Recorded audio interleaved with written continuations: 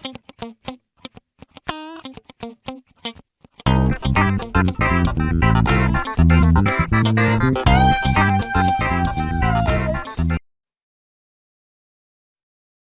tal? Muy buenos días. Les doy una cordial bienvenida a esta masterclass que preparamos junto al doctor Jorge Oscar Rossi para todos ustedes. Les agradezco estar del otro lado en un horario de la mañana que a veces es complicado. Y bueno, y vamos a estar hablando sobre un tema delicado y complejo, que es el fallecimiento o gran discapacidad de menores. El doctor va a estar explicando bueno, cómo se realiza la cuantificación de la pérdida de chance de ayuda futura de los padres y lo que es la cuantificación del daño extrapatrimonial. El doctor Jorge Oscar Rossi es un amigo de la casa, les voy a contar un poquito si no lo conocen. Él es doctor en Ciencias Jurídicas por la Universidad de Morón, abogado egresado en la Universidad de Buenos Aires, profesor titular de Teoría General de las Obligaciones y Régimen Jurídico de los Consumidores y Usuarios en la Universidad Abierta Interamericana, árbitro del Sistema Nacional de Arbitraje de Consumo y publicista. Jorge, bienvenido. Hola. Iba a decir buenas tardes por la costumbre de dar estas charlas a la tarde. Buenos días para todos. Hola Irene.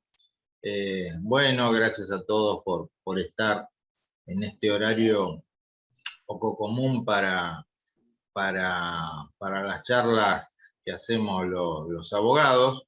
Pero es toda una iniciativa de Microjuris explorar este horario, ahora con esta pandemia, pospandemia o situación nebulosa en la que nos encontramos.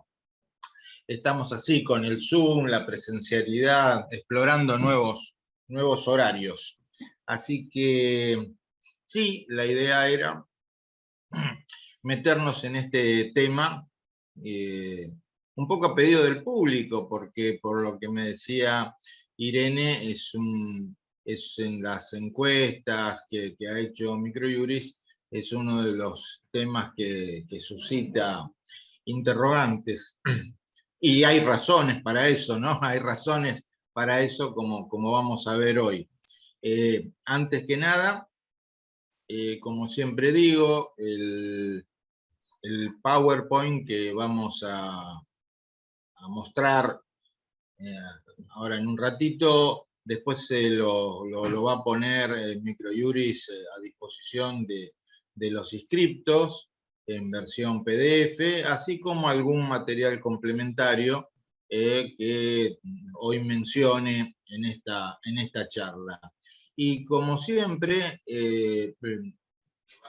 al finalizar voy a responder, si puedo, si me las sé, las preguntas que me hagan, y si puedo también lo voy a hacer mientras estoy hablando.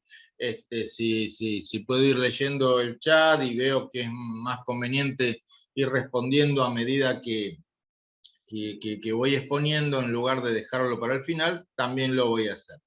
Bueno, vamos a empezar entonces con el compartir pantalla. Característico de Zoom.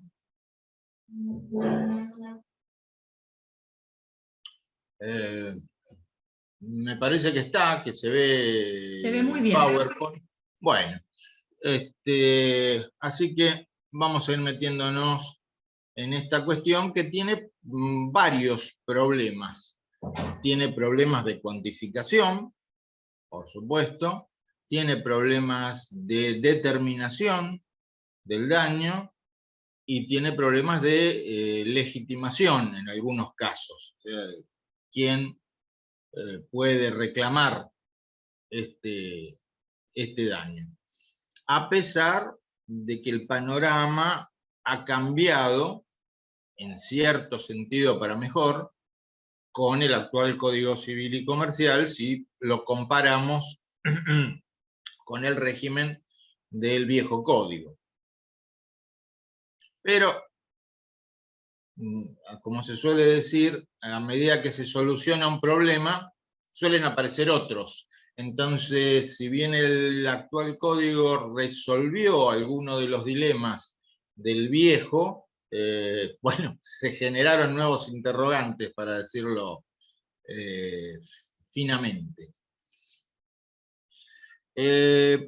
Por empezar, y para ir a lo que nos dice el actual derecho positivo, una cuestión que tenía cierto grado de debate en la jurisprudencia, ahora ha quedado receptada en el actual código, en el artículo 1745, cuando se refiere a la indemnización por fallecimiento, donde expresamente uno de los incisos establece que la indemnización, en el caso de fallecimiento, debe consistir en la pérdida de chance de ayuda futura como consecuencia de la muerte de los hijos. Legitimación activa que tendrán no solamente los padres, sino también quienes tengan la guarda. Ahora bien, ¿por qué digo que esto generaba ciertas discusiones? En realidad, jurisprudencial y doctrinalmente, podríamos decir que antes del actual código teníamos una postura favorable a admitir este rubro.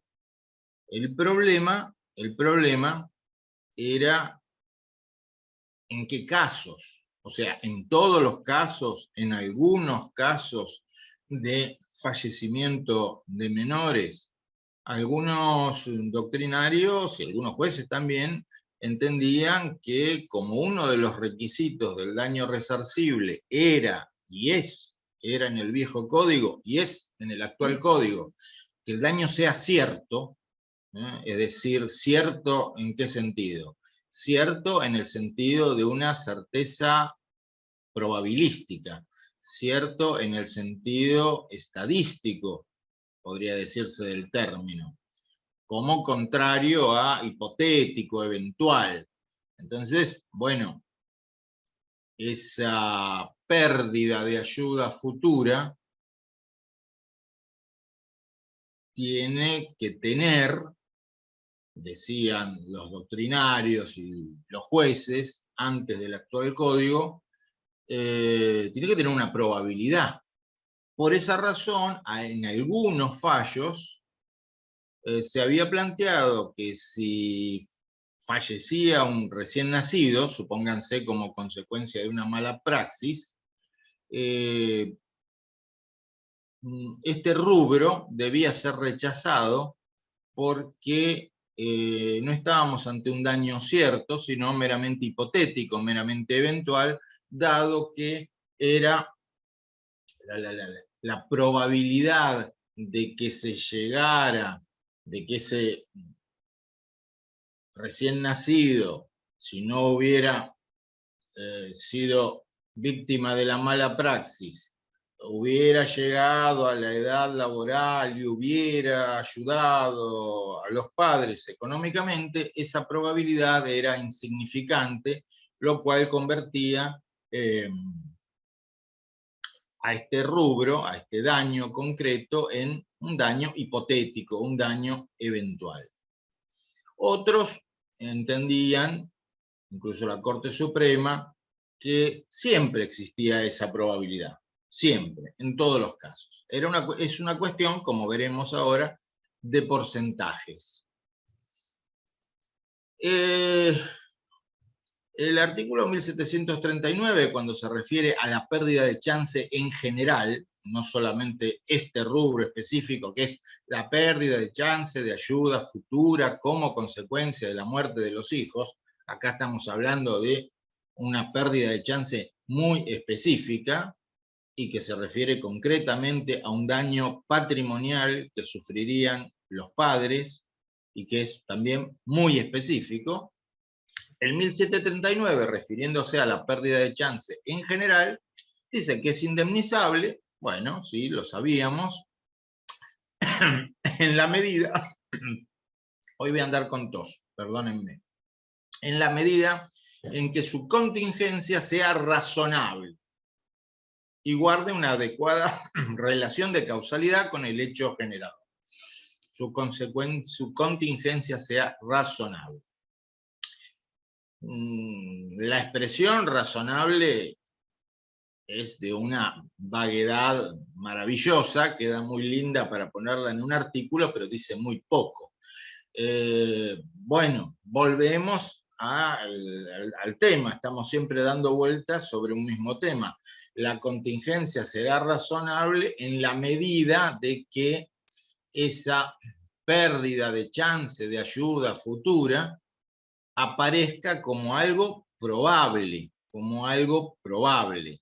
lo cual implica que habrá que analizar el tiempo probable de vida de la víctima, las condiciones personales de la víctima y las condiciones personales de los reclamantes. Esto lo estoy mencionando como un argumento basado en el propio Código Civil y Comercial, en otro de los incisos del artículo 1745, y referido también a la indemnización por fallecimiento. Entonces, ¿qué queremos decir? Bueno, que habrá que analizar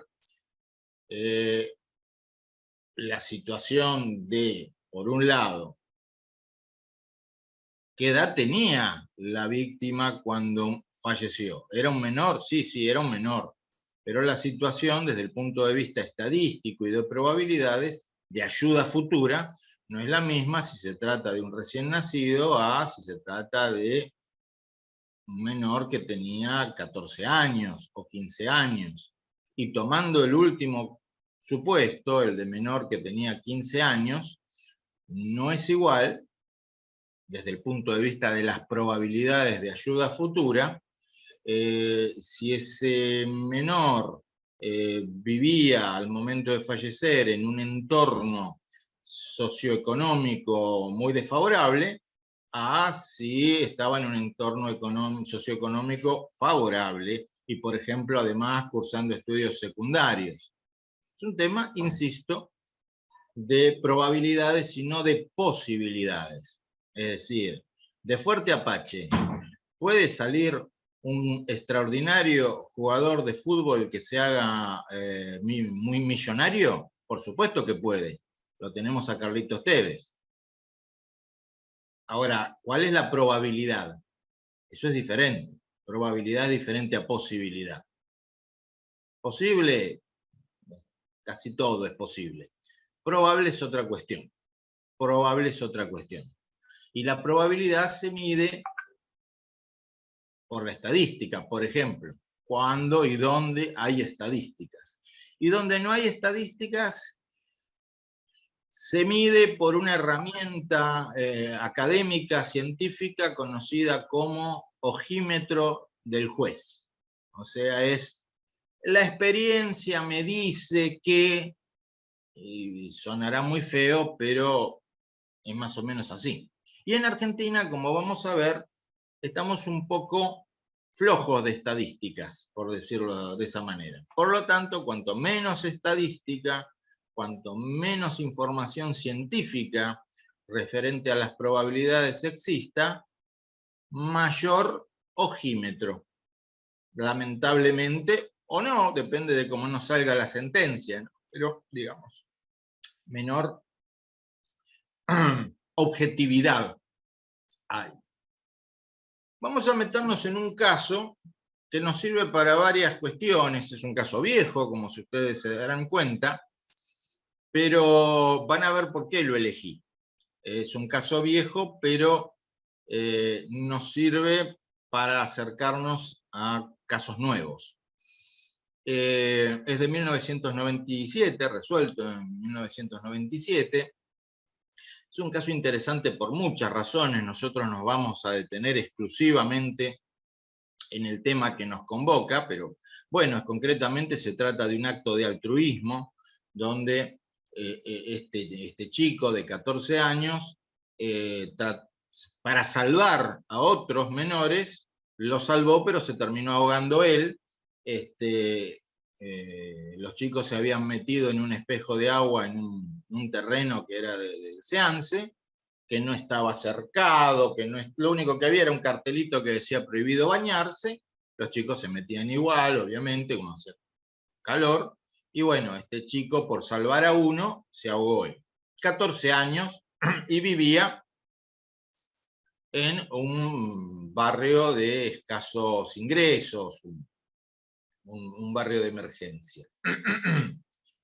Bueno, acá uno de los vocales, el doctor Rudy, al momento de cuantificar este rubro que nos estamos ocupando en este momento, tuvo en cuenta tres cuestiones.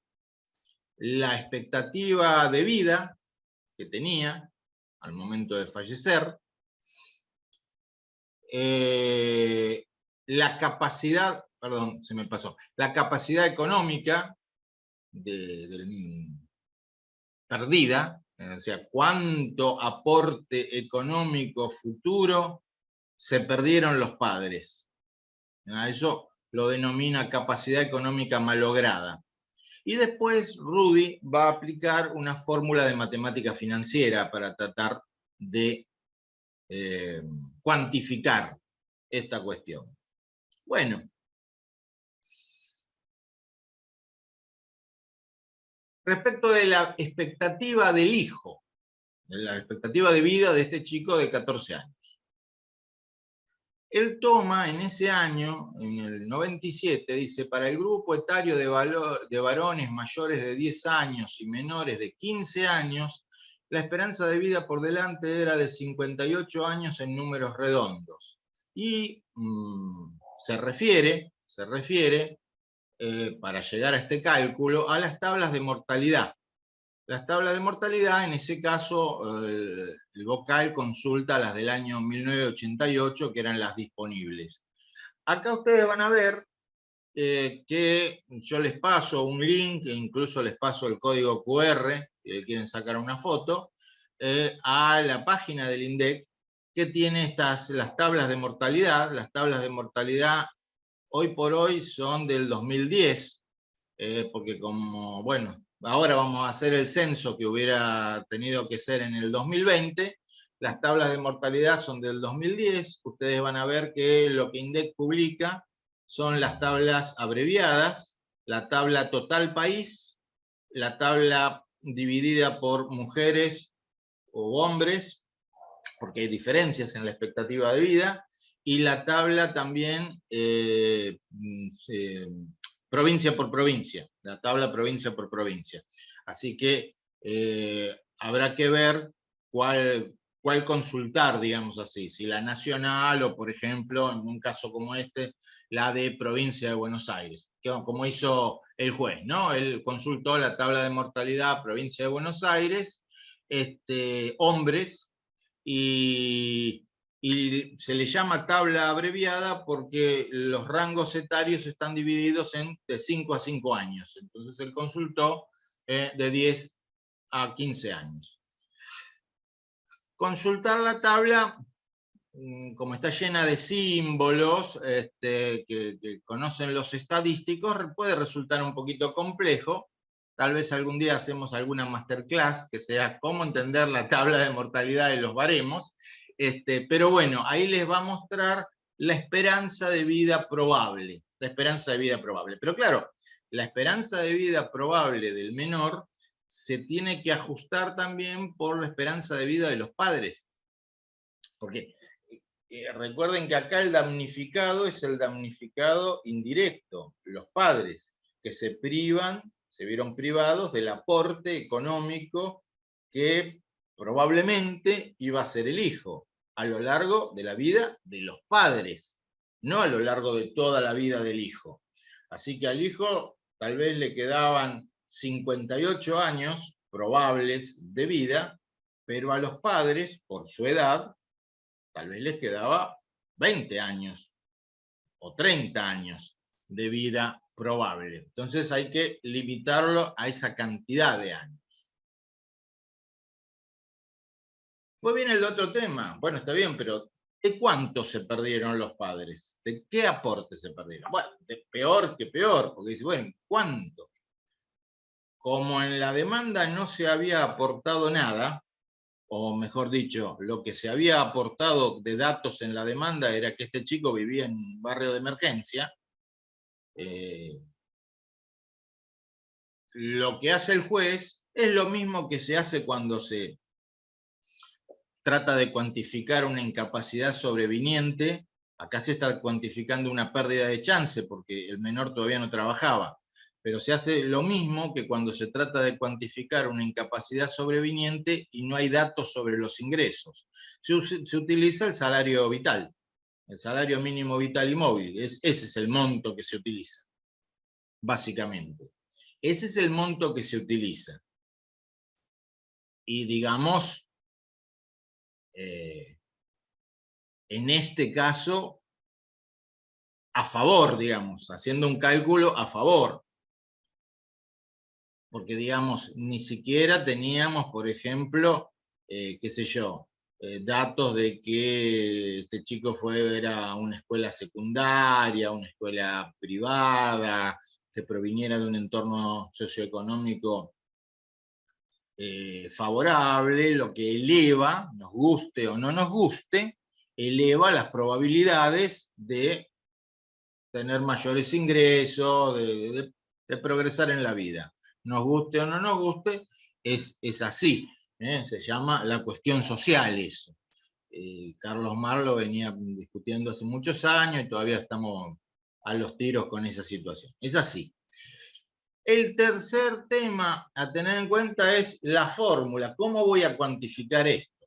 Desde ya les digo que este juez se había metido en ese momento en todo un tema, porque muchos jueces cuantifican, nos guste o no nos guste, con el famoso ojímetro. No van a hacer todo el cálculo que hace Rudy, que hacía este juez. Igual lo tomamos por algo que vamos a mencionar dentro de unos minutos. No, él va a utilizar una fórmula que es la fórmula polinómica, y lo que va a hacer él, aunque no dice concretamente qué fórmula usa, por los datos que menciona, usa la fórmula Vuotto.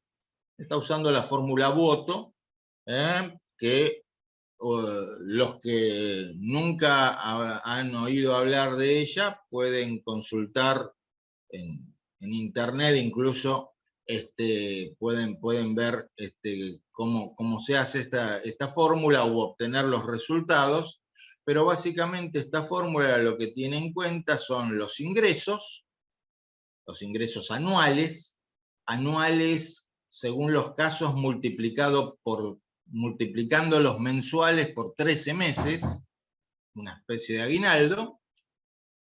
Se le aplica una tasa de descuento. Esto es muy importante, y es muy importante en este caso concreto que estamos hablando. ¿Qué es la tasa de descuento? Diríamos que es lo contrario de la tasa de interés moratorio. La tasa de descuento parte de la siguiente base. Como toda esta suma de dinero te la vamos a dar por anticipado y de una sola vez, para que no se genere un enriquecimiento sin causa, se hace un descuento, se le entrega menos. ¿Por qué? Porque se entrega por anticipado y todo junto. Entonces le aplica una tasa de descuento del 6% anual en esta fórmula. Ahora bien, acá hay dos cuestiones. O una cuestión, si lo queremos resumir. Supongamos que llegado el momento de trabajar, de la edad laboral, los ingresos del menor fueran equivalentes al salario mínimo vital y móvil. Y supongamos, vamos a poner cualquier número, que el salario mínimo vital y móvil en ese momento fuera de 60.000 pesos. En realidad el juez lo hace, consulta el salario mínimo vital a la muerte del vigente a la época del fallecimiento, ¿no? Pero vamos a poner ese número, 60.000. 60.000 pesos por mes. 60.000 pesos por mes. Bueno, 60.000 pesos por mes. Pero suponiendo que llegado a la edad laboral este hijo aportara a la subsistencia económica de sus padres, no iba a aportar el 100%, no iba a aportar los 60.000. Primero porque necesitaba algo para él, y segundo porque probablemente, ya que hablamos de probabilidad, también se iba a casar o poner en pareja, y también iba a tener hijos. Así que no iba a estar toda la plata que ganaba dándosela a los padres. Una parte. ¿Cuánto?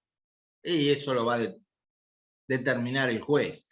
Todos sabemos, por experiencia, por el famoso ojímetro, que en muchos casos los hijos no pueden aportarle nada a los padres porque ellos tienen hijos, ellos tienen un cónyuge o una pareja con la que tienen que contribuir y apenas les alcanza a ellos para vivir.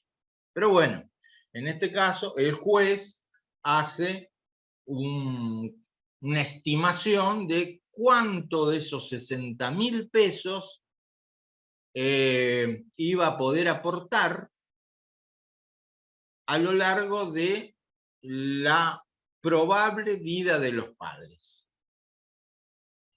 En este caso, el vocal preopinante llega a un resultado, es un poco, entre comillas, cómico lo que ocurre, llega a un resultado y como el resultado le parece bajo, lo aumenta. O sea, es un caso donde se aplica la fórmula, pero no se siguen los resultados de la fórmula. Lo que me interesaba a mí de este caso, es que viéramos las variantes y los parámetros a tener en cuenta para cuantificar este rubro y las dificultades, ¿no? Las dificultades que empiezan, por un lado, para cuantificar la esperanza de vida probable, que se resuelven parcialmente con las tablas de mortalidad, y las dificultades para cuantificar la capacidad económica malograda, es decir, cuánto podía llegar a aportar. Y de ese monto, ¿qué porcentaje de lo que iba a ganar podía llegar a destinar a los padres? De todo esto, la primera conclusión a la que tenemos que tratar de llegar es la siguiente. Este rubro, pérdida de chance futura de ayudar económicamente a los padres, va a ser por lo general un rubro bajo en cuanto al monto. Y cuanto menos edad tuviera el menor, más bajo. O sea, dicho de otra manera, como estrategia procesal, si soy abogado de la parte actora, si soy abogado de los padres, este no es el rubro por el que voy a poder reclamar el mayor monto. En la inmensa mayoría de los casos. En la inmensa mayoría de los casos. Los montos indemnizatorios por este rubro, en la inmensa mayoría de los casos, van a ser bajos. Y en una época inclusive se rechazaba. Ahora con el nuevo código es más difícil que los jueces rechacen directamente y de plano este rubro. Pero el tema es el quantum. El tema es el quantum. Y ahora voy a tratar de mostrar un tema. Tengamos en cuenta que, insisto, lo que acá vamos a tratar de resarcir es esta pérdida de chance y lo que estamos tratando de resarcir es un daño estrictamente patrimonial, Y vamos a utilizar justamente para eso, si el juez recurre a una fórmula, y tendría que recurrir a una fórmula, porque para poder resarcir esta pérdida de chance, entiendo que tendría que aplicar por analogía el método o las pautas que el artículo 1746 establece para cuantificar la incapacidad sobreviniente.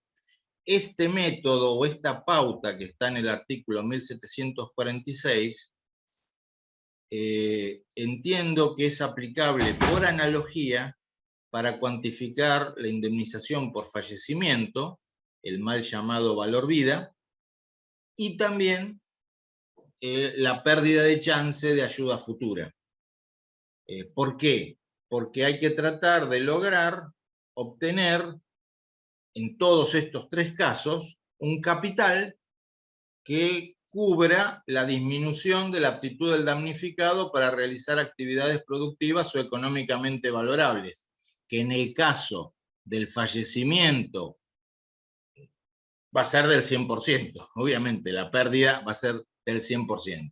Entonces, estas fórmulas de matemática financiera, Buoto, Méndez, Aciarri, Marshall, las eras Requena, o como se le dice de manera general, las fórmulas polinómicas, sirven tanto para cuantificar el resarcimiento de incapacidad sobreviniente o el resarcimiento por fallecimiento o el resarcimiento por pérdida de chance de ayuda futura. En los tres casos nos estamos refiriendo exclusivamente a cuantificar un daño patrimonial.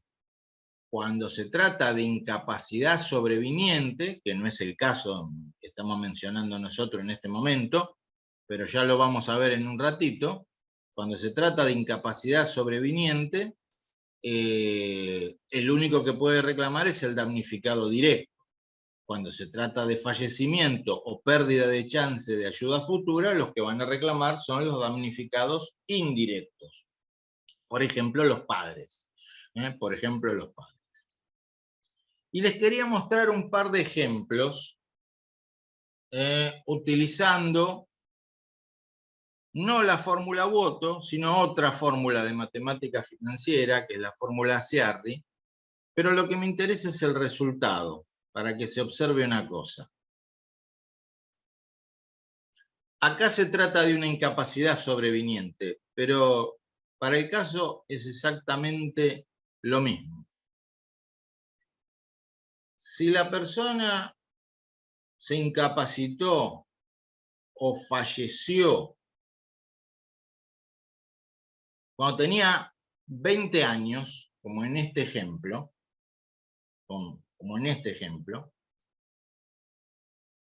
o sea, ya estaba realizando actividades productivas, vamos a suponer, ya tenía ingresos, yo puedo ir proyectando los ingresos que iba a tener a lo largo de su vida útil, por ejemplo, hasta los 75 años. Ya estaba ganando a los 20 años. Y supongamos, en este ejemplo, supongamos que el ingreso anual era 100.000 pesos y ese ingreso se iba a mantener hasta los 35 años en 100.000 pesos y de los 30 a los 50 iba a ganar 130.000 pesos anuales y de los 50 a los 65 200.000 pesos anuales, pero ya con una probabilidad menor, y de los 65 a los 75, 80.000 pesos anuales. No se preocupen por los montos. La única aclaración que hago para los que están pensando es, acá estamos haciendo cálculos a valores constantes. Después hay que ver el otro temita chiquitito, que es el problema de la depreciación monetaria. Pero acá los cálculos se hacen a valores constantes. Si ustedes se fijan, van a ver que les daba una indemnización de 1.325.066 pesos. Lo que me interesa es 1.325.066 pesos. Yo acá les muestro ahora otro ejemplo, donde lo único que cambié es la edad inicial. No tenía 20 años, tenía 8 años. Es el único dato que cambia. Es más, acá presupongo que va a empezar a ganar plata, va a empezar a tener ingresos a partir de los 18 años, no a partir de los 20. Y van a ver ustedes ya, no me interesa el monto, pero sí que me interesa que noten que el monto de la indemnización es más bajo. Acá era 1.325.000, acá son 891. Acá empezó a producir ingresos, o producía ingresos cuando tenía 20 años, lo estoy calculando de los 20 a los 75. En este ejemplo empezó a generar ingresos de los 18 a los 75, y sin embargo gana menos, o sea, el cálculo es menos. ¿Por qué es menos? Porque de los 8 hasta los 18 no produjo nada. Y como le vamos a aplicar la bendita tasa de descuento que yo mencioné hace un rato, que en este caso es más favorable, es del 4%, no del 6%, eso le baja la indemnización. Lo que quiero transmitir es, cuanto menor sea, aplicando los métodos de formulación matemática, por ejemplo, Aciarri, pero también puede ser Boto, Méndez o el que sea, el monto de indemnización va a bajar. Y si el ingreso pensado era menor, menor todavía. Entonces, si falleció recién nacido, 0, digamos, edad 0, los primeros 18 años, por poner un cálculo, no generó nada. Entonces yo presupongo que podría llegar a ganar a partir de tal edad. Y acá lo calculé hasta los 75 años, pero en realidad tendría que calcularlo menos, porque tengo que tener en cuenta la edad probable estimada de los padres, que son los damnificados. Esta es una de las razones matemáticas por las cuales el monto de este tipo de indemnizaciones va a ser bajo. Va a ser bajo, y porque es una de las razones por las cuales, insisto, este monto no es el rubro estrella, por decirlo así, en este tipo de demandas. No hay que volcar toda la tinta y toda la argumentación en este tema, salvo que ese menor, que murió a los 14 años, estuviera jugando ya en la reserva del Barcelona. Bueno, el Barcelona está un poco medio mal, pero bueno, digamos. Entonces, si estaba jugando en la reserva del Barcelona, o era un actor que ya iba por su segunda película, bueno, la cosa cambia enormemente si tenemos, entre comillas, la fortuna de que nos traigan un caso de esa naturaleza. O era un precoz pianista, o era un precoz artista. Pero si es un caso más o menos común, de un chico más o menos común de 14 años, que a lo sumo iba a la escuela secundaria, y de una familia de clase media baja, o baja, los ingresos, el rubro, el cálculo va a ser bajo. Sea que se aplique una fórmula matemática para cuantificar, como parece pedirlo ahora el Código Civil y Comercial, o sea que los jueces lo hagan con el método vulgarmente llamado ojímetro, que es el, dadas las circunstancias del caso y antecedentes del tribunal, tanto, otorgamos una indemnización de tanto. Por acá preguntan... Bárbaro, eso es lo que te iba a decir, que me parece pertinente la pregunta. A ver, algunos dejan mail. Sí. Marcela Y por ahí preguntan quién establece la tasa de descuento. ¿Quién establece la tasa de descuento? El juez. ¿Cómo sé cuál aplicar al momento de iniciar la demanda? Bueno, las tasas de descuento que habitualmente se aplican son 4% o 6%.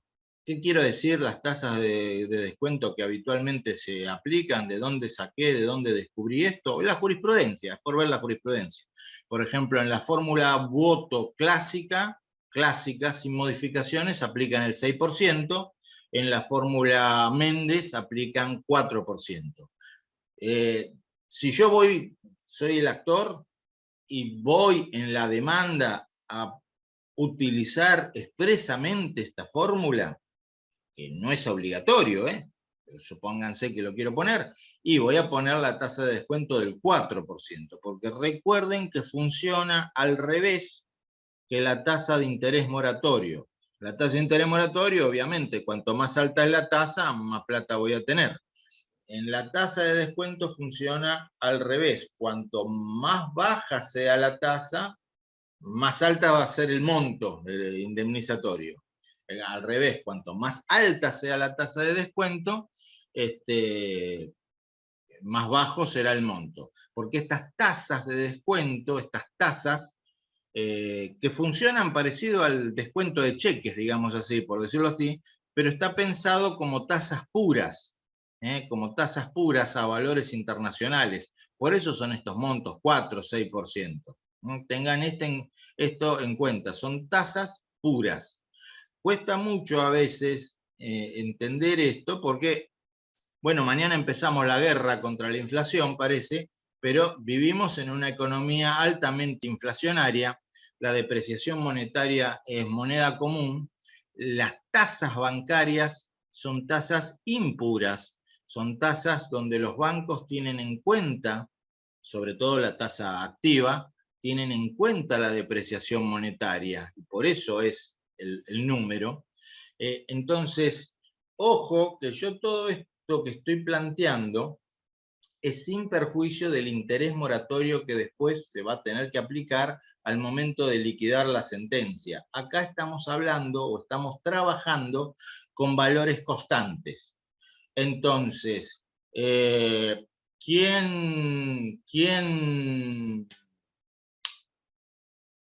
determina la tasa en definitiva? El juez, la determina el juez. El Código Civil no les va a decir absolutamente nada al respecto. Así que la determina el juez. Y ya que estoy, es importante tener en cuenta que hoy día tenemos 3 posiciones respecto de la utilización de fórmulas matemáticas. 3 posiciones en la jurisprudencia. Una posición les va a decir, hay que usar fórmulas matemáticas porque el actual Código Civil lo exige en el artículo 1746. Además, es imposible hacer un cálculo sin utilizar un método. O sea, si no, ¿cómo llegué al número? ¿De dónde lo saqué? ¿Me bajó del cielo el número? ¿Tuve un rapto de inspiración? ¿De dónde saqué la suma? Entonces, una parte minoritaria de la jurisprudencia les va a decir, hay que utilizar, el juez debe utilizar fórmulas, y se tiene que atener al resultado de la fórmula. Y punto, y se acabó. En el otro lado, en el otro extremo, sigue habiendo jueces y sigue habiendo doctrinario que le va a decir, no hay que utilizar ninguna fórmula. Y en el medio está la posición mayoritaria, y que les diría que es la que la Corte Suprema está avalando, sobre todo después del fallo Grippo, que es, hay que usar fórmulas, las fórmulas sirven, nos dan una orientación, nos dan una pauta, sirven para fundamentar la sentencia. Los jueces se supone que tienen que fundamentar la sentencia, pero, dice la Corte, es el resultado, digamos así, es orientativo para el juez. Es orientativo. O sea, el juez se puede apartar del resultado. Más allá de mi opinión, que no comparte esto, hay que tenerlo en cuenta. Entonces, puede ser que el juez que les toque use una fórmula o no. ¿Cuál fórmula? El artículo 1746 no le dice usen la fórmula Boto, usen Méndez, usen Aciarri. Dice, hay que determinar un capital de tal modo que sus rentas cubran la disminución de la aptitud del damnificado para realizar actividades productivas o económicamente valorables y que se agote al término del plazo en que razonablemente pudo continuar realizando tales actividades. Hay que evaluar ese capital. Lo que decimos algunos es, no hay forma de hacer eso sin utilizar un método de cálculo. ¿Cómo se hace? Sino que hago, tiro una moneda, saco un sorteo, tiro el tarot. Ahora, ¿cuál? No hay una sola fórmula, hay varias fórmulas y los resultados pueden ser muy diferentes.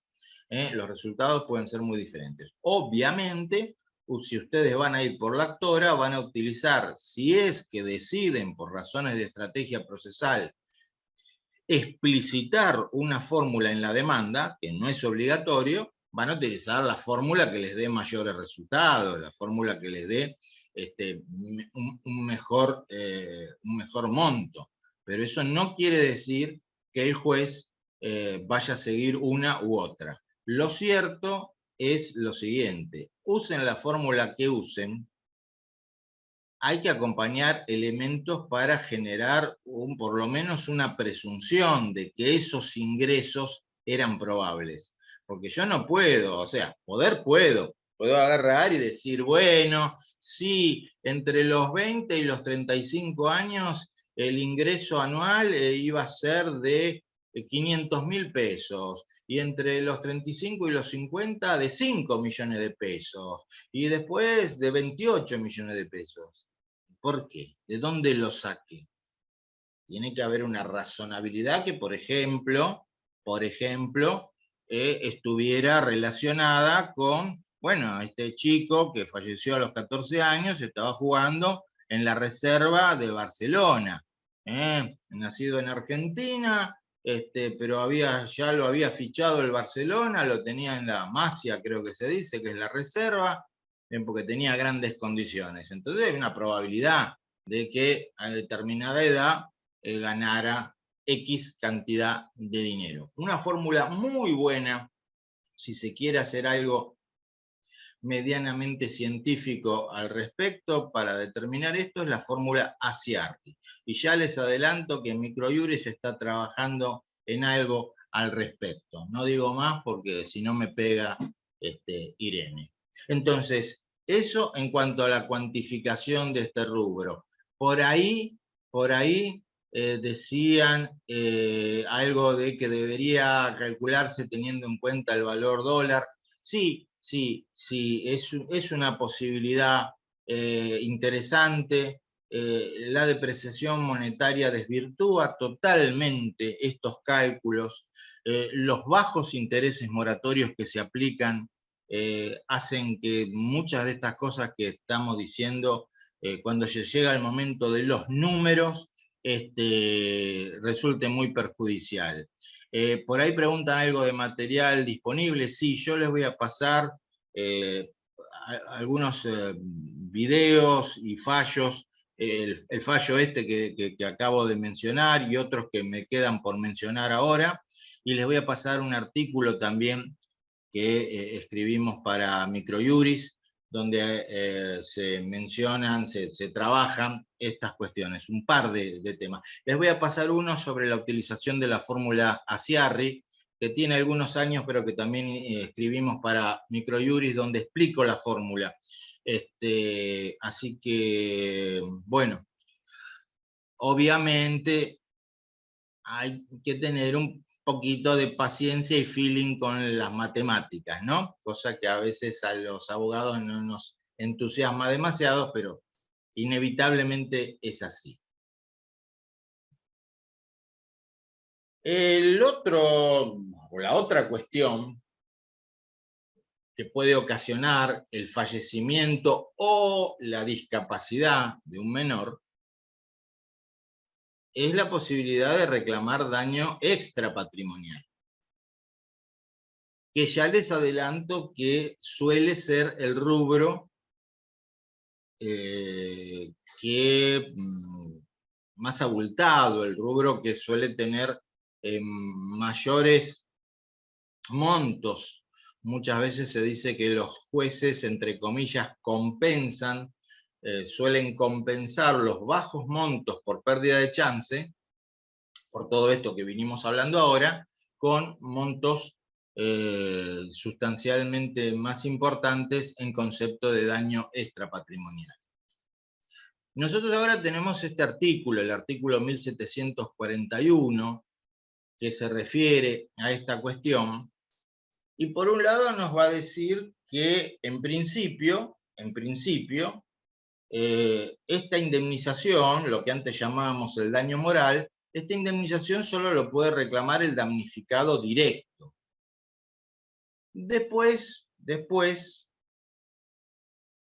y en un cambio con respecto al viejo código, va a continuar estableciendo que si del hecho resulta su muerte, pongámonos en el ejemplo que estamos dando, fallecimiento de un menor, o sufre gran discapacidad, supónganse, muchos casos, varios de los cuales han llegado a los máximos tribunales, donde niños recién nacidos sufrieron daños como consecuencia de mala praxis obstétrica, y entonces se plantea que en este caso, si ese menor sufre una gran discapacidad,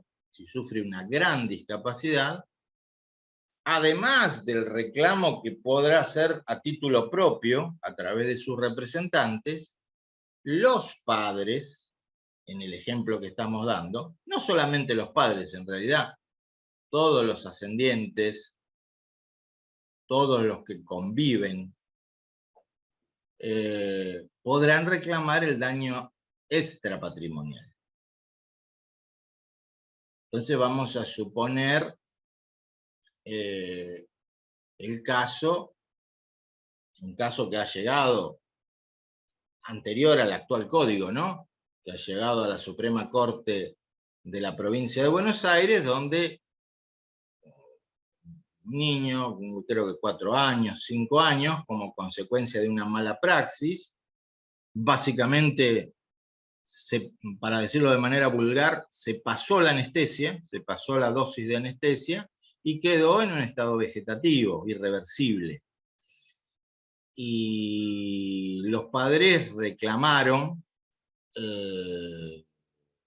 además de indemnización por el daño moral del menor, reclamaron indemnización por el daño moral propio. Y como en ese momento el código actualmente derogado en el artículo 1078 no permitía eso, solamente los damnificados indirectos podían reclamar en caso de muerte, el caso terminó llegando a la Suprema Corte, quien declaró inconstitucional ese artículo, Suprema Corte de la Provincia de Buenos Aires.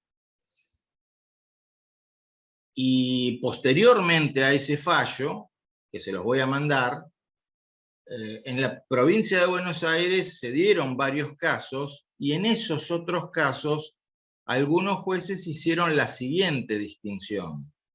En uno, por ejemplo, se rechazó la declaración de inconstitucionalidad por entender que el menor no había sufrido una gran discapacidad.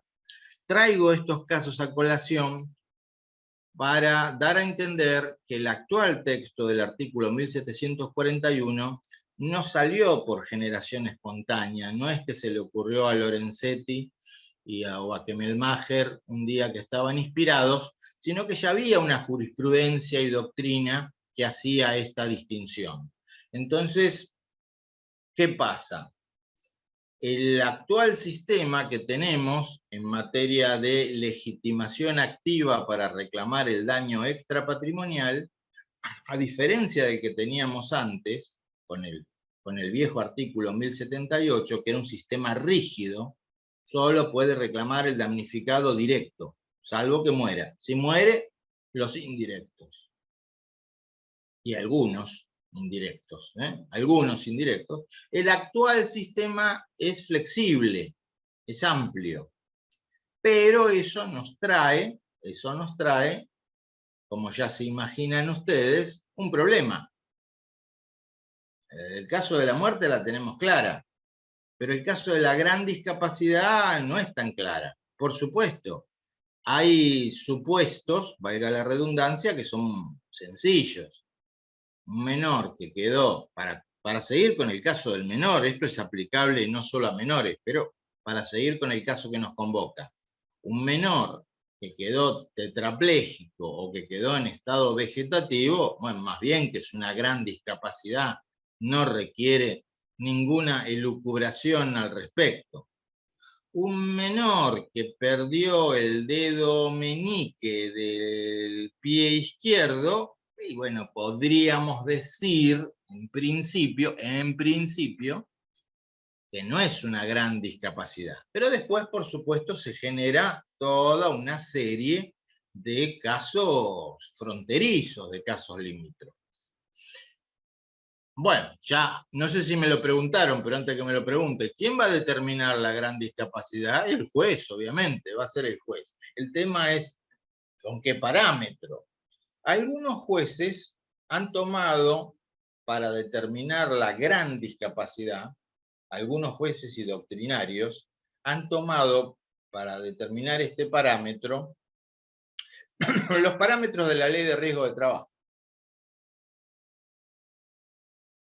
Ahora yo les voy a mencionar un fallo que yo lo comenté para Microjuris, donde estos jueces se apartan de ese criterio y dicen, no, a ver, por empezar, tanto la incapacidad que se menciona en la ley de riesgo de trabajo, como, ya que estamos, la incapacidad que se menciona en el artículo 1746 del Código Civil y Comercial, es una incapacidad, entre comillas, podríamos decir, productiva.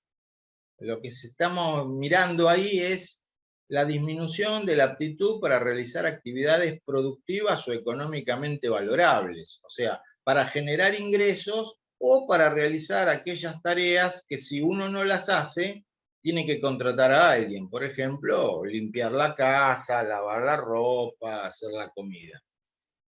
Estamos hablando de un daño patrimonial, pero no es así. No somos solamente homus economicus, digamos así. La persona es más que eso. La persona es más que eso. Y acá estamos hablando de daño extra patrimonial.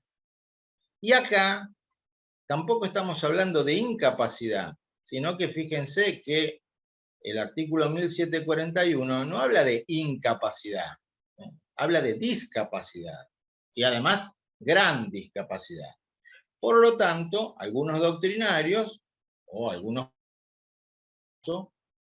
introducen esa modificación, esa distinción. Dice, el 1741 no se refiere a la incapacidad.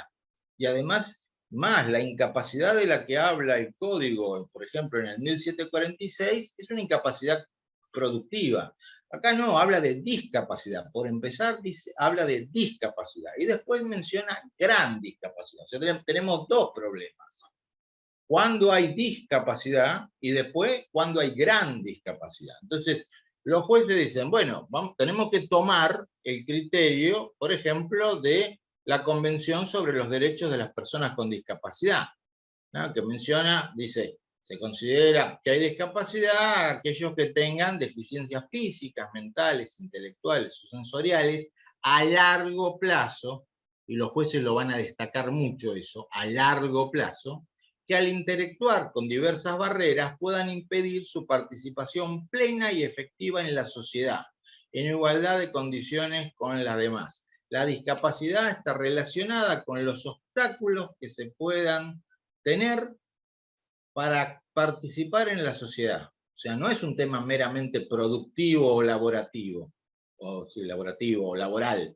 Es un concepto mucho, mucho más amplio, mucho más abarcativo. Y ya que estamos, el propio Código Civil y Comercial se refiere también al concepto de discapacidad, no incapacidad, discapacidad. Por lo menos se refieren dos artículos, el 48 y el 2448, y habla también de entonces padecer una alteración funcional permanente o prolongada, de vuelta eso, permanente o prolongada, física o mental, que en relación a su social implica desventajas considerables para su integración familiar, social, educacional o laboral. De vuelta, un concepto amplio de menoscabo, no exclusivamente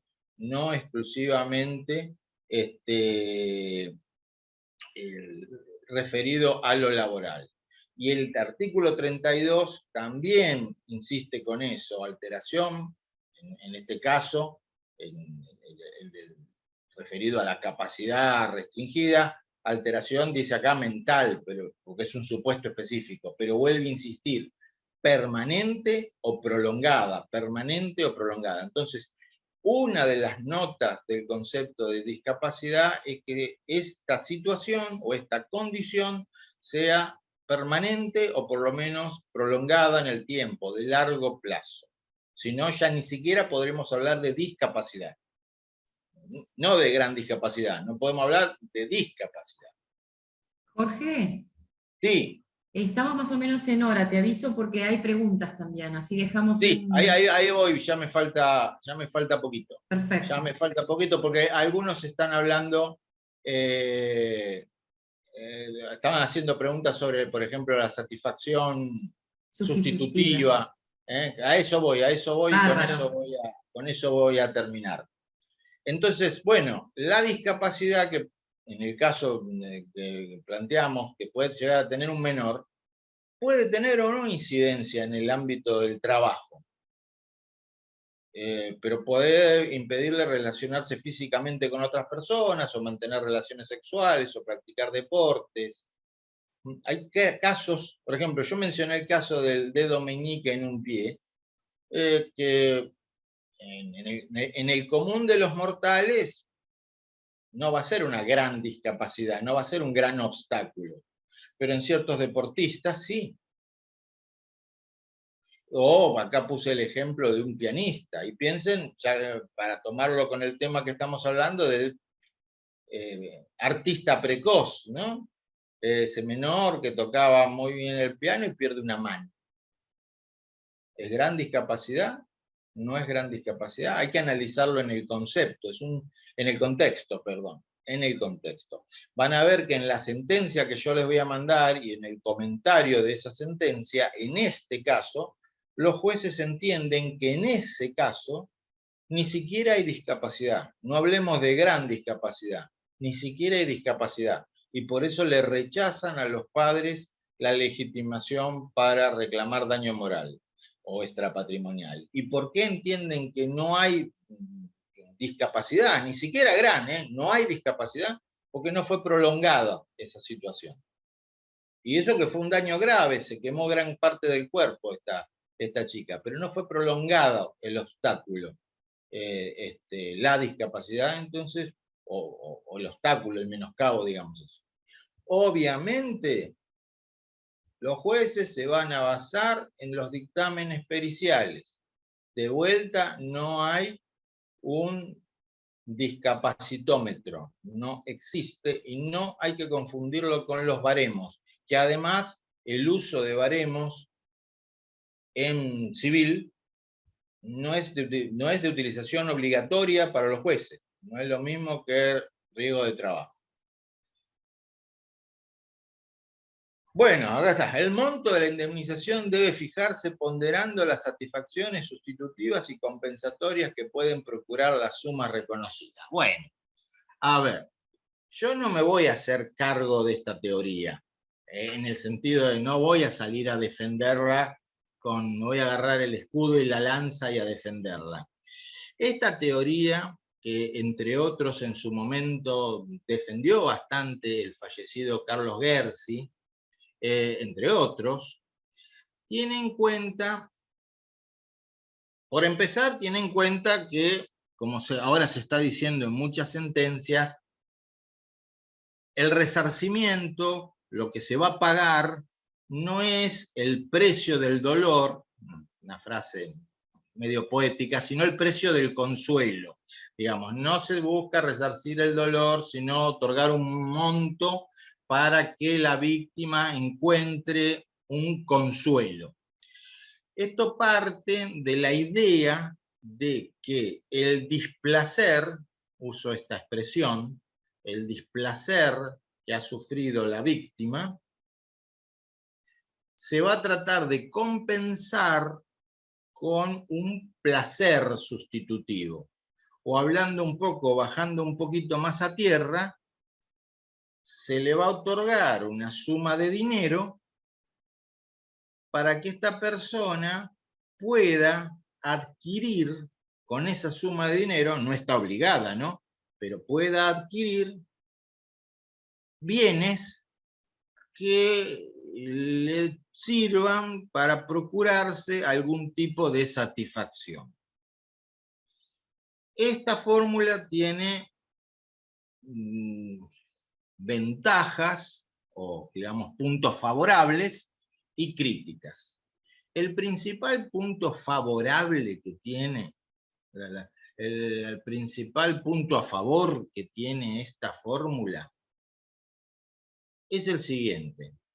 Obliga, entre comillas, a los jueces a dar una fundamentación, a explicar por qué te están dando 1.000.000 de pesos o 100.000 pesos o 500.000 pesos por daño moral.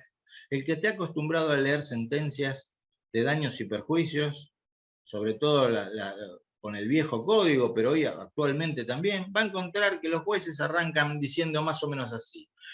Para cuantificar el daño moral nos encontramos con una tarea de terribles dificultades, dada la subjetividad, bla, bla, bla, bla, bla. Pero puestos en esta difícil cuestión y teniendo en cuenta que tenemos que resolver, ponderando las circunstancias del caso, tanto, 100.000 pesos, 200.000, 3 millones, lo que sea. Y uno mira y dice, ¿qué me dijiste? O sea, ¿cuáles eran las circunstancias? ¿Por qué? Bueno, no sabemos. Se supone que hay que fundamentar la sentencia, pero eso es una fundamentación aparente. Una fundamentación aparente. ¿Cuál era? ¿Por qué 4 millones o 2 millones o 2.500.000? Acá lo obligan al juez a decir, bueno, yo considero que por las circunstancias del caso, dado que esta persona tenía tales y cuales características, va a poder encontrar consuelo de tal manera. Por ejemplo, rapidito porque sé que tengo poco tiempo, algunos casos donde esto funciona más o menos bien. Un camionero que como consecuencia del accidente no puede volver a manejar camiones. Y en la demanda se planteó que esta persona tenía un gran placer en manejar, que le gustaba manejar, que disfrutaba manejando, y que ahora se veía impedida de manejar.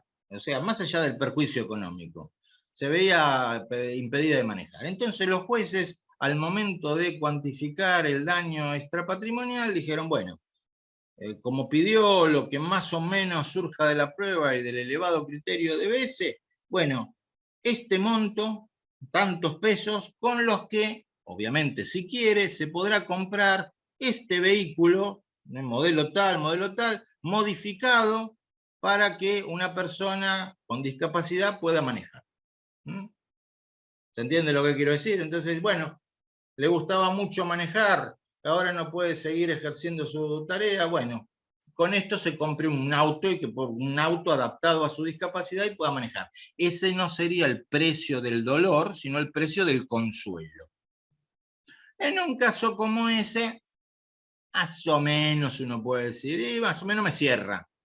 En otros casos van a ver que a una persona a la que le rompieron todos los dientes de un trompazo, le dan una suma de dinero para que se compre un televisor último modelo, teniendo en cuenta la situación socioeconómica, porque claro, para no generar, entre comillas, un enriquecimiento indebido, se tiene en cuenta la condición socioeconómica de la víctima. Y bueno, con un televisor, uno puede decir un televisor porque le rompieron los dientes, qué sé yo.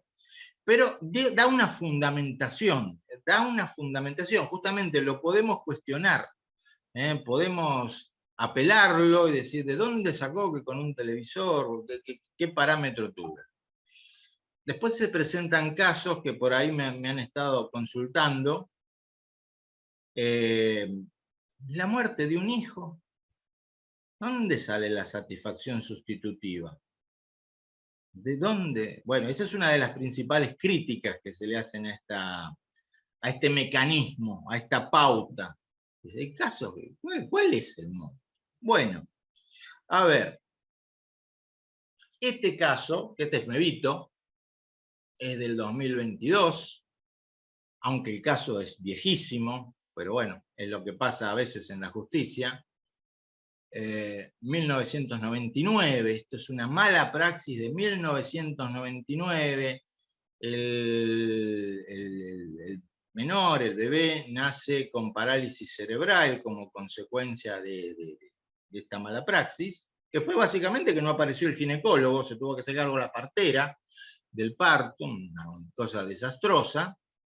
Después se dio otra circunstancia, en la que no vamos a profundizar ahora por razones de tiempo, falleció a los 7 años, pero no hay relación de causalidad, entendieron los jueces, entre la mala praxis y el fallecimiento. Sí hay relación de causalidad entre la mala praxis y la gran discapacidad, eso sí. Y las indemnizaciones van por ese lado. El fallo es muy largo, es muy interesante, yo se los voy a pasar, si tienen tiempo léanlo porque trata varios temas muy interesantes, trata también la cuantificación de pérdida de chance que se rechaza, y bueno, no tenemos tiempo hoy para explicar por qué lo rechazan, y entrando en este tema, ¿qué hace el juez? Y a algunos le va a caer bien lo que hace el juez y a otros le va a caer mal lo que hace el juez. Dice, no dispongo de parámetro alguno ensayado en la demanda, más allá de un importe nominal, o sea, pidieron indemnización por un monto que con los años que tardó este pleito ya se había perdido. Pero como por suerte pusieron lo que más o menos fije, dice, propongo en ausencia total de posibles placeres compensatorios. Acá lo que se estaba tratando de ver no era el daño extrapatrimonial por muerte, sino el daño extrapatrimonial por gran discapacidad. Ténganlo en cuenta porque se entendió que no había relación de causalidad entre la muerte del menor, que ocurrió 7 años después, y la mala praxis. Entonces, ¿qué quantum? Dice, en ausencia total de posibles placeres compensatorios listados a modo de comparativa, propongo resarcir a ambos padres en conjunto con la suma que sería necesario para adquirir una vivienda modesta, por lo que estimo razonable la suma de pesos 9 millones. Que es una suma interesante, en algunos casos se da menos. Realmente se están dando indemnizaciones en algunos casos en el fuero civil que son penosas por lo bajo. Bueno, acá el juez planteó cuál fue su pauta, cuál fue la satisfacción. Claro, suena chocante, satisfacción, teniendo en cuenta lo que había ocurrido. Esta Cámara, Bahía Blanca, es pionera en aplicar esta teoría. No es que la está aplicando ahora, porque está el artículo 1741. La viene aplicando hace muchos años. También otorgó una indemnización también para adquirir una vivienda a una persona que había sido víctima de un error de diagnóstico y que durante varios años creyó que tenía el virus del HIV y hasta fue medicado, pero había sido un error del laboratorio. Y bueno, como indemnización por daño moral, otorgaron un monto para una vivienda, el equivalente para que se pudiera comprar una vivienda modesta. Obviamente, esto la persona hace lo que quiere con eso. Y obviamente, entre el momento en que se dicte la sentencia y el día en que los actores lleguen a cobrar, este monto, por más intereses moratorios que se apliquen, puede terminar no alcanzando para una vivienda. Esto me lleva también a lo que comentaban en alguna de las preguntas, si no se tendría que aplicar, por ejemplo, los dólares para cuantificar este tipo de indemnizaciones. hay una propuesta de un doctrinario, que debo tener algún problema con ese doctrinario, yo no lo conozco, pero siempre me olvido del apellido, cordobés, Ferrer creo que es, que él propuso un sistema de escalas para cuantificar el daño moral. Es un sistema, un método muy interesante que por el momento es básicamente doctrinario, tal vez en Córdoba se lo aplique, yo no lo desconozco, y que tienen como escalas, como a la manera de las escalas penales, mínimo y un monto por distintos tipos de daños morales, y está cuantificado en dólares. Está cuantificado en dólares.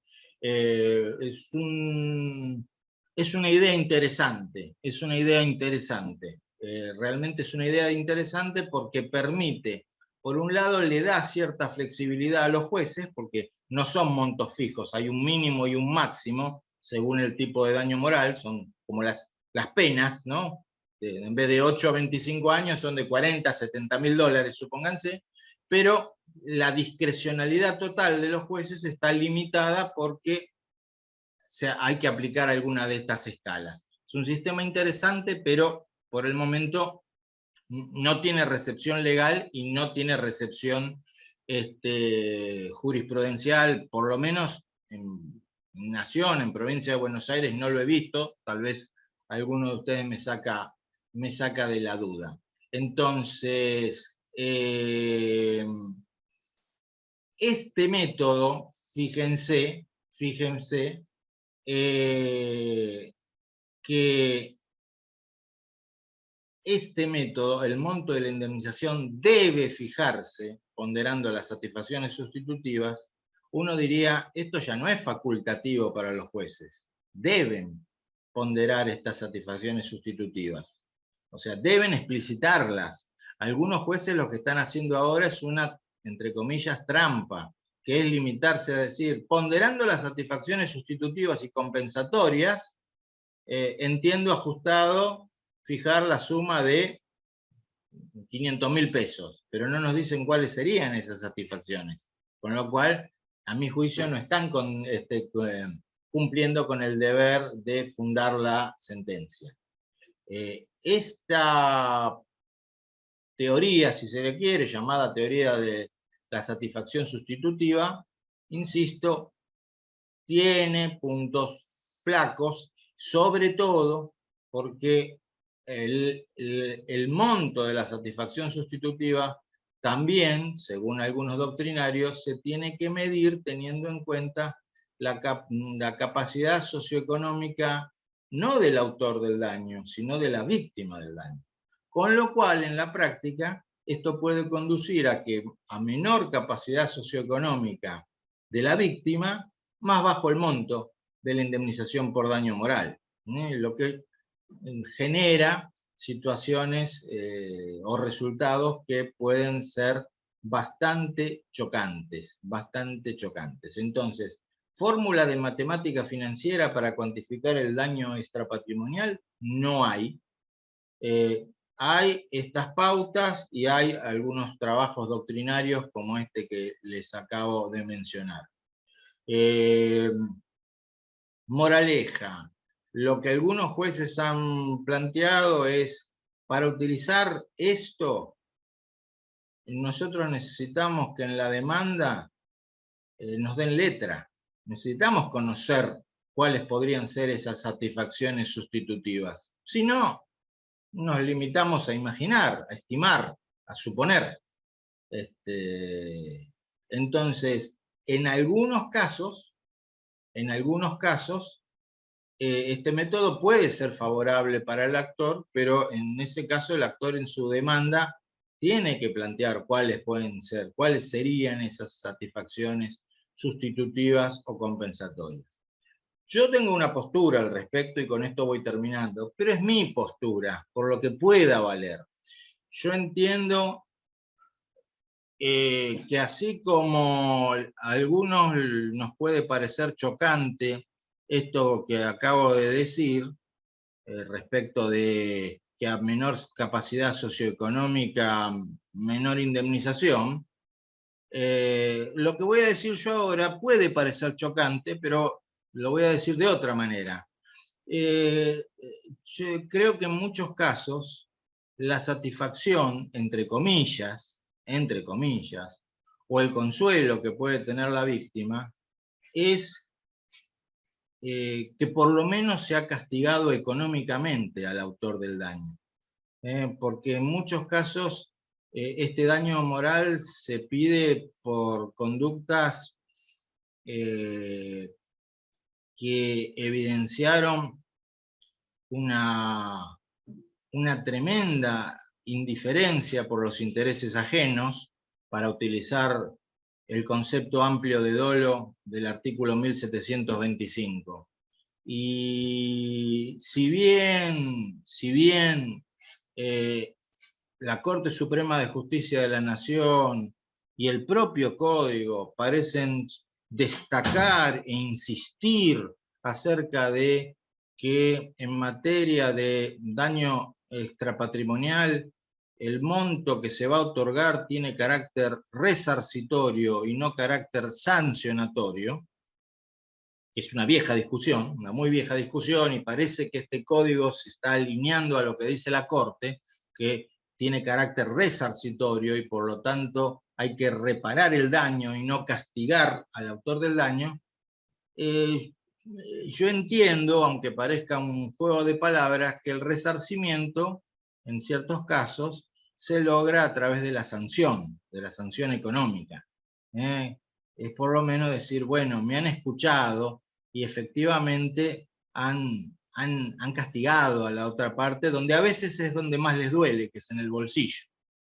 Pero esa es la postura de Jorge Rossi, que no es precisamente un creador de doctrina ni nada por el estilo, y no creo que si ponen eso en una demanda les presten especial atención a ustedes.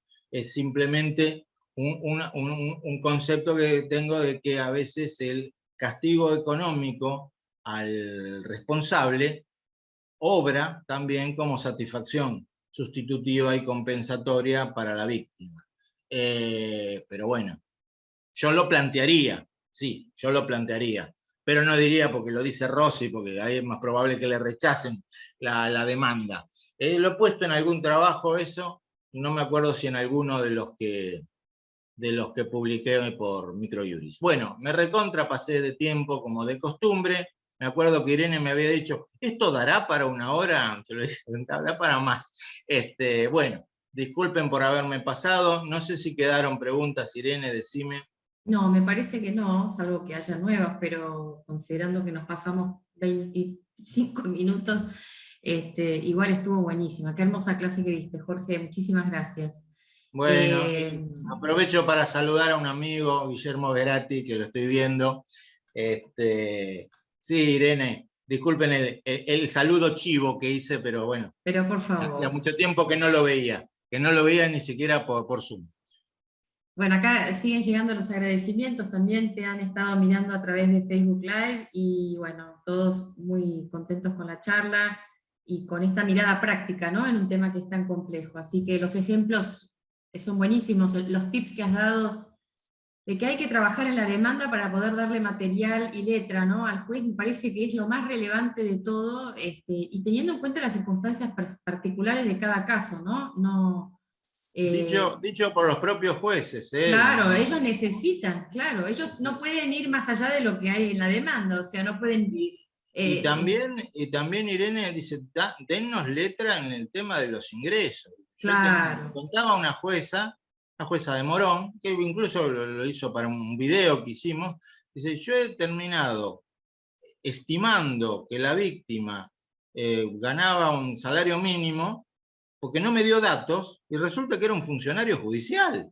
Claro. O sea, yo podía haber estimado muchos más datos si me lo hubiera pasado. Hay casos donde los ingresos son fácilmente acreditables, casos donde no. Tenemos un cliente que está con contabilidad en negro y nos cuesta mucho estimar los ingresos. Estoy saliendo del tema de los menores, ¿no? Pero en otros, si no, el juez le va a poner el salario mínimo, porque no tiene otra para estimar, no hay vuelta. Así que, bueno, gente, muchas gracias por aguantarme, muchas gracias por estar en esta hora tan rara para estas charlas. Y bueno, mañana o pasado ya le voy a estar pasando a Microjuris el material y después Microjuris se los hará llegar, como siempre. Y bueno, después tendremos algunas sorpresas sobre este tema, pero no me quiero meter más porque si no me pega Irene. Bueno, gracias a todos. Gracias, muchas gracias, Jorge, y gracias a todos por estar. Nos encontramos prontito. Chao, chao.